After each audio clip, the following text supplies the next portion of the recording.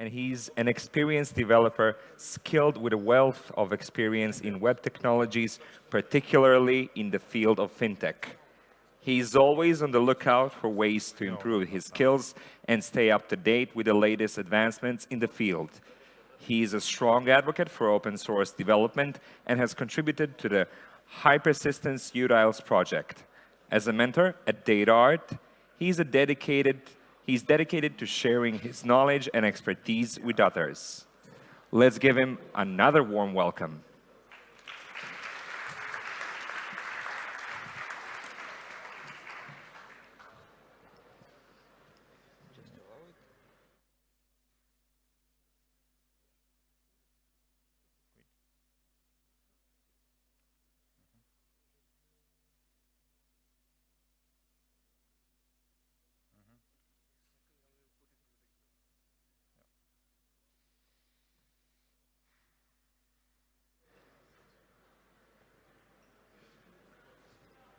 Okay. Hello, everyone. Good morning. So I hope you you had fun with previous presentation. Thank you, Josh, for amazing content. So I would amazed by it. So and let me tell you my story. And today I will talk about success case on my real project and how we integrated schemaless data into our workflow. So here's my agenda for today. So at first, I will tell you about a business case, about my project and the state of this project at the beginning. And next, I will tell you about my goal of our team and what we had to do to succeed. Then I'll discuss possible solutions which we had and how we decided which solution to implement. Next, I will describe how we implemented it, all the technical details, and it will be in Java. And then I will leave some time for questions. Okay, our case. My project is in travel practice. So basically, it's a revenue management solution. And what we do, we predict prices for hotel rooms based on a lot of information like location, time of the year, season, competitor prices. So we have a lot of inputs. One microservice which we talk about is stores information about hotels. And it's a lot of data like geoposition, time zone, country code, capacity, rating. It's like 30 fields in database in one table. And we have a lot of clients, a lot of vendors, hotel chains, so a lot of stakeholders. And all of them want different things, not only basic things which we implemented at the start. So certain customers kept on asking to add more and more attributes to this table, to be just flexible and to fill all the data they want. So we decided to give them ability to add custom attributes and how it would look like. So here is our request goal. Here is a request for search endpoint, and we wanted it to look like this. And here is custom attributes which I mentioned. So we want customers to be able to add these custom attributes to hotel table. So how to implement it? We have several options. So we can simply add columns to hotel table for every customers, for every request. We can migrate to NoSQL database, which is schemaless by default. or we can use entity attribute database model. And the last option is to use JSON-B type in database. Okay, let's discuss all of these solutions one by one. So, what if we just add columns to hotel table for every client? Sounds simple, just add more and more, but we have some downsides. Like it's difficult to support, maximum number of columns also limited, and that's, I guess you see that it's not our solution. So we can't scale like this, and it's not flexible enough because you would have to migrate this table for every customer request, and it's not responsive enough. So next solution, to migrate to NoSQL database. And it's also sound nice, but data migration from our relational database would take ages, and it's also not a solution. So what next? Maybe we can use entity attribute value database model. It's like we store entities in one table, attributes, all possible attributes in different table, and values in another table. And we can join them and have a lot of joins to see, to query this data about all entities. It's very flexible. It's very flexible. But it also has some downsides. It solves our case, but downsides is just a lot. We also would have to provide complex data migration. Performance is also in question, and we would face lack of tools. So I worked on a different project in a telecom industry, and we had this entity attribute value database schema, and eventually we would have to rewrite ORM level from the start. So we implemented custom ORM, and we had to support it. So it was tedious. So please don't do it. Don't use this model. And last solution is to use JSON-B type in database. And database in question in our service is PostgreSQL database.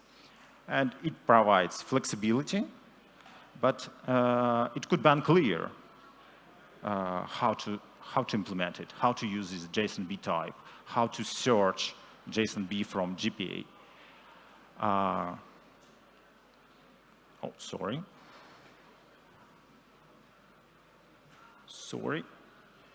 So, use JSON-B. That is our decision. Go with JSON-B type. So, couple of words of what is JSON-B.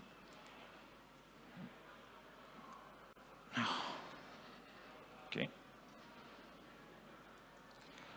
So, JSON-B is a type which has been added to the PostgreSQL quite a long ago. More than 10 years ago, so it's quite a mature solution. At first, it was just simple JSON.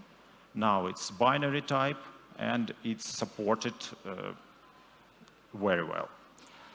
So what should you choose? Just simple JSON or binary? So there are a couple of differences, but eventually, everybody, I believe everybody should go with JSON-B. Here's Postgres syntax. It could be quite complex and hard to understand. And the great things that we don't have to understand any of it to work with JSON-B. Yeah, that's my face when I saw the syntax. So what we have is a great library provided by Vlad Mikhaltsev. It's called High-Persistence Utils. It supports different Hibernate versions from 5 to 6, and Vlad supports library version for each Hibernate version. So big shout out to Vlad for a big amount of work which he's doing, and his support is best. And we used this library in our production server. But great thing that we don't have to use it anymore. With Hibernate 6, you don't have to use it to get support of JSON-B type. So how it looks like. Here is simple mapping for entity, and here you see JSON property. It is JSON-B loaded from database into our custom model, myJSON. We use one simple annotation, and it basically does all the job. But who would want to map schemaless JSON into model in Java? So there's no point. If you know the structure of the data, it's strange to map it to unstructured data, from unstructured data. I believe there are some use cases, but it's definitely not our case. And what we need is more flexible data structure. And what is the most flexible data structure? I believe everyone knows that it's a map. Luckily, we could map JSON into map in Java, and it also supported in Hibernate 6. So big shout out for Hibernate team. And it also very simple with same annotation, and it works well. So what else we need to do to fully embrace JSON in our solution?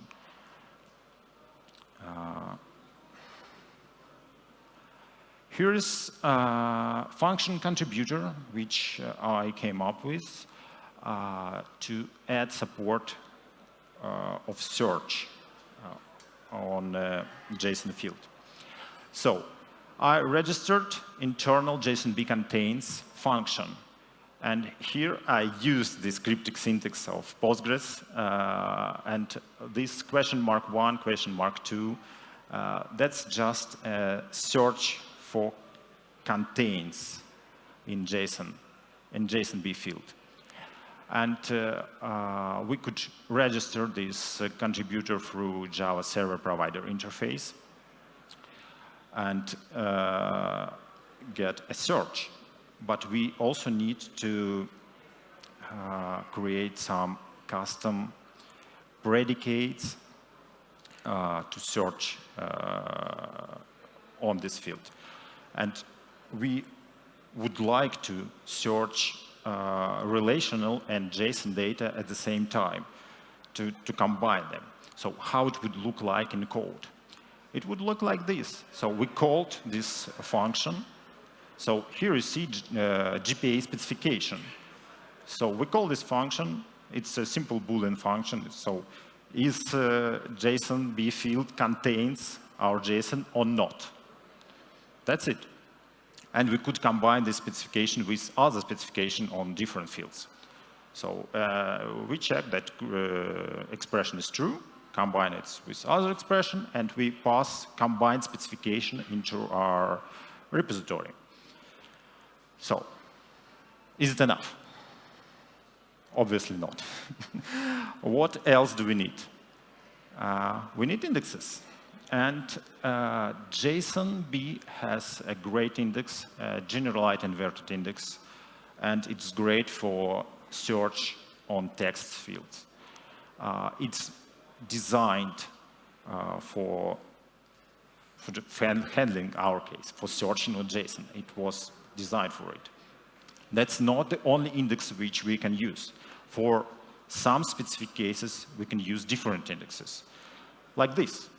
We can use just hash and B-tree indexes and search for any particular key.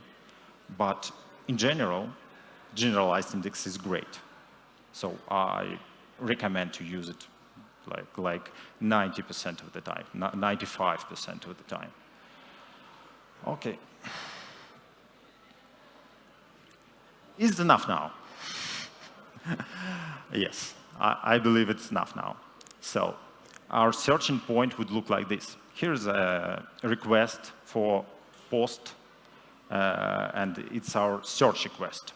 And you see that we have array of names, array of emails, and array of custom attributes. So, and we would look like for names in the list, for emails in the list, and for custom attributes. So we have our relational data, and we have non-relational data, JSON data. And we sort them together. But we could go further and create requests like this. Here we have several JSONs, and we could search for all of them and combine them by some predicate, like we did with OR predicate. So we search for one of these JSONs. So, and it works, and it looks for any of this. So, that's great. But we have some more work to do. We could end up with something like this. If we have some joins, we have some paginated request, our response could be huge. And we had this issue on one of endpoints, on one of our searching points.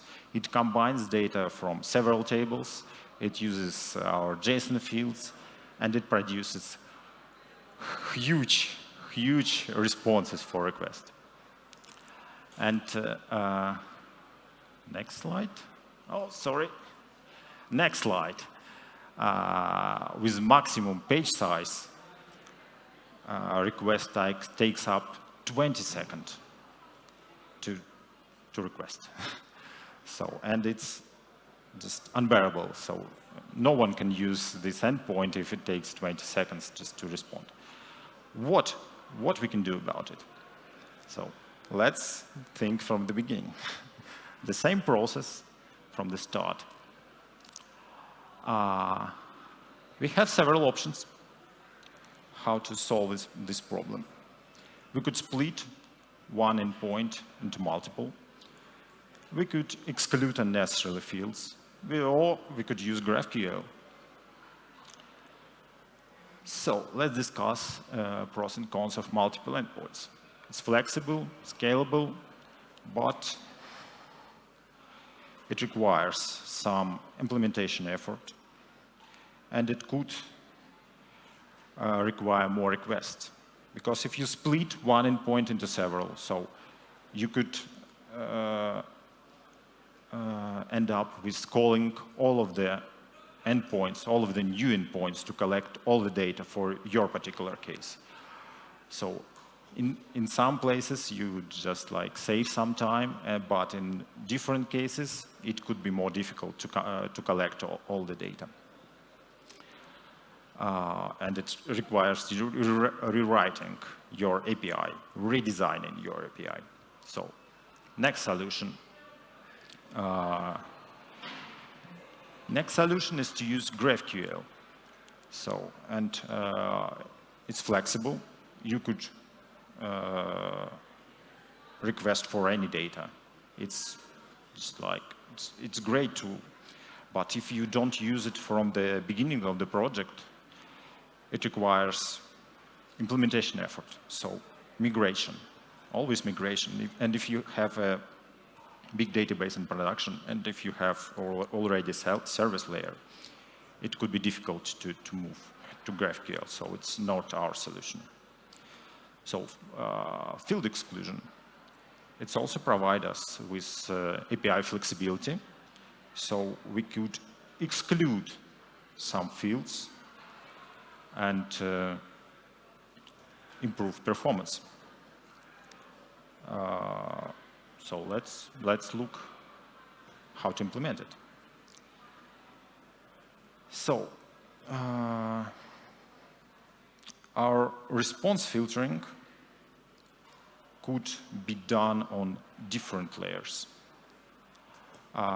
we could do it on the controller layer. And we could do it like this. This is custom serializer. We could implement custom serializer to exclude some fields in JSON.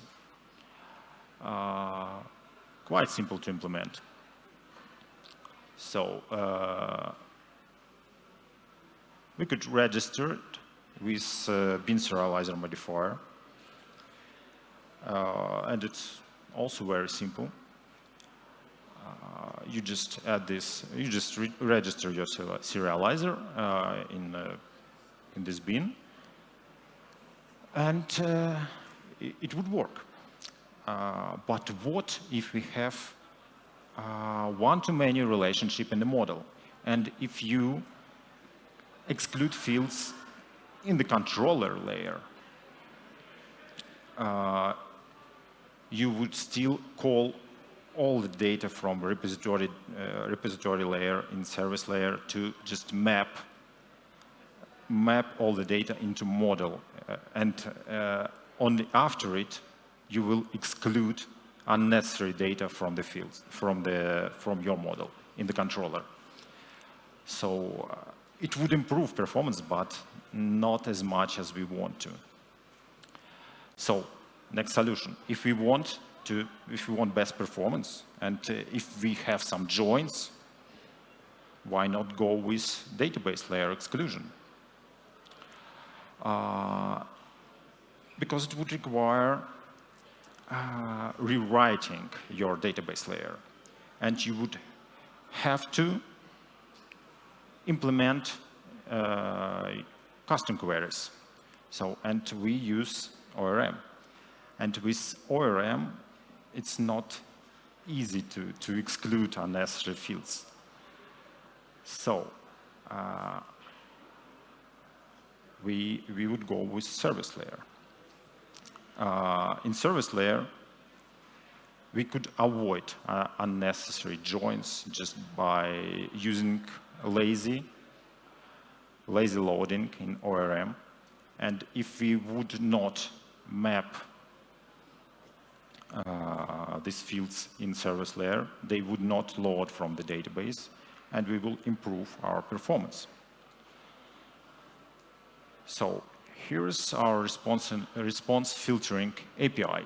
So we could just specify which fields we need to include or exclude just by listing the names of the fields.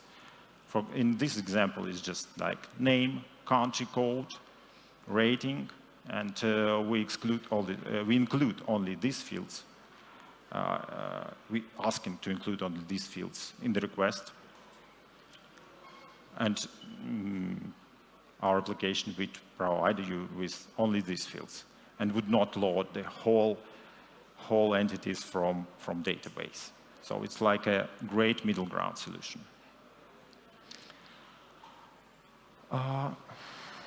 So request that was taken up to 20 seconds. After filtering is less than a second. So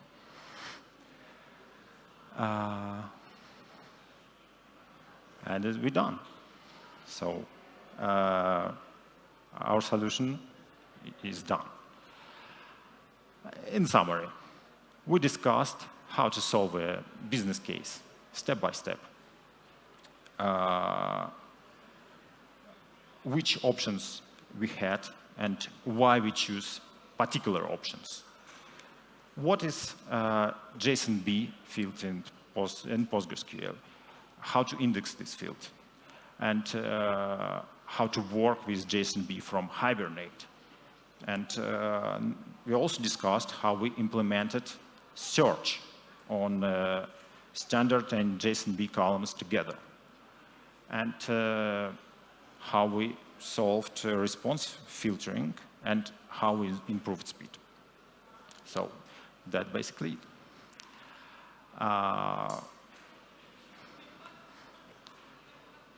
Now I think it's time for your questions, if you have one. I understand that it's a lot to consume, so And if you don't have questions now, you can always find me at Data Art booth, just outside of the exit. And so please. Yes? Microphone, please.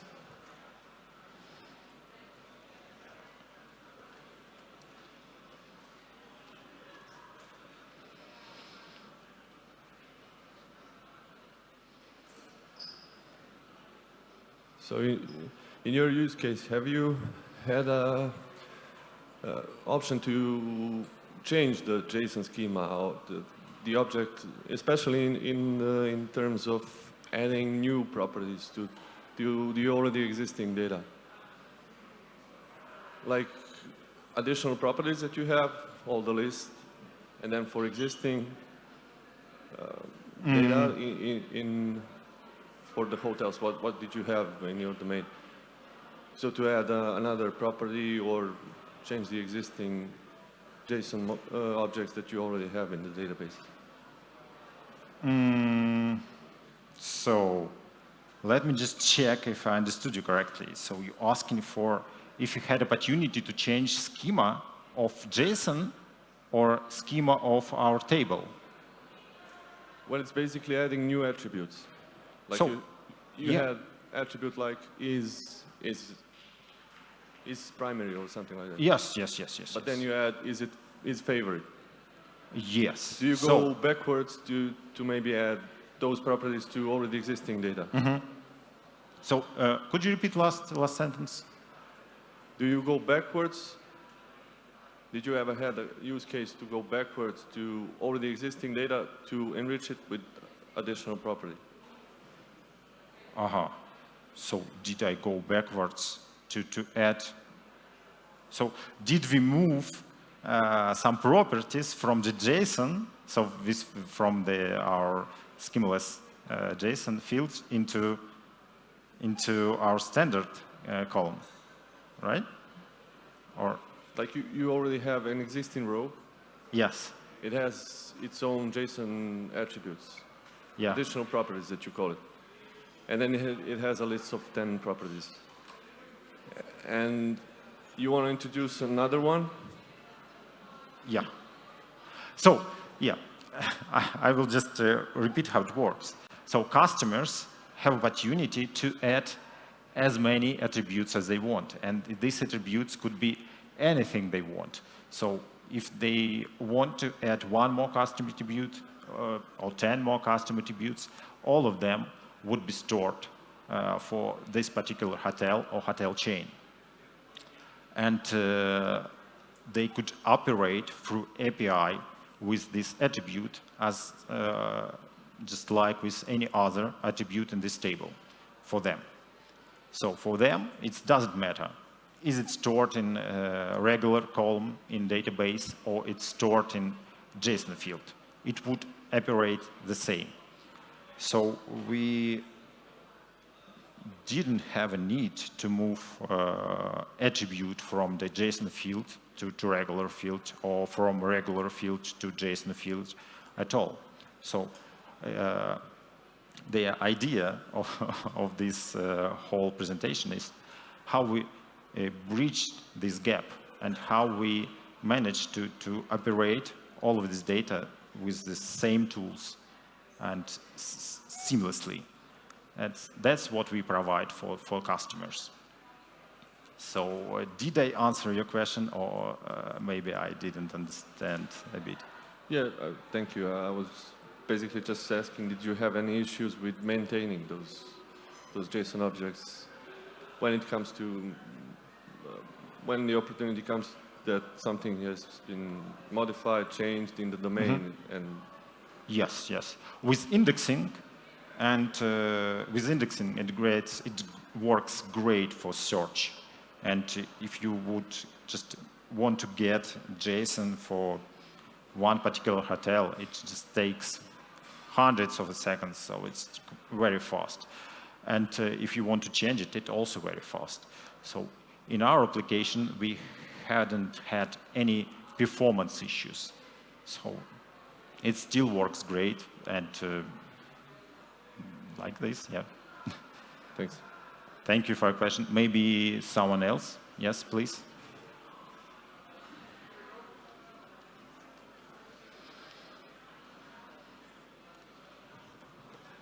Thank you for the presentation. I have a questions about another solution. What do you think about, for example, converting JSON to the structured format, maybe Avra and use a scheme evolution, also, for example, instead of JSON, use a flexible table in relational database? Oh, what do you mean by flexible table? I mean when, for example, we have the free column, first Yes. column responsible for the parent entity, second attribute value, attribute name, and third attribute value. Maybe we can add one more column with the type. Yes, yes. I described this case. It was entity attribute value case, and it had a lot of downsides. So if you want to search for this data in this flexible structure, like you call it, you would have to create a very complex search request. So you had to create a lot of joins in your code.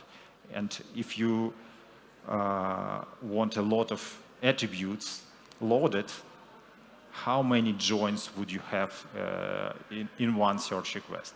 It's like, it could be 10, it could be 20. I've seen SQL queries with 50 joins in this structure. 50 joins, and I think it's insane.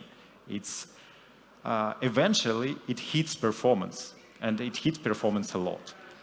And I compared this approach to JSON-B approach, and JSON-B is like middle ground, and you still have profits of your structured tables, and you have profits of schemaless data together.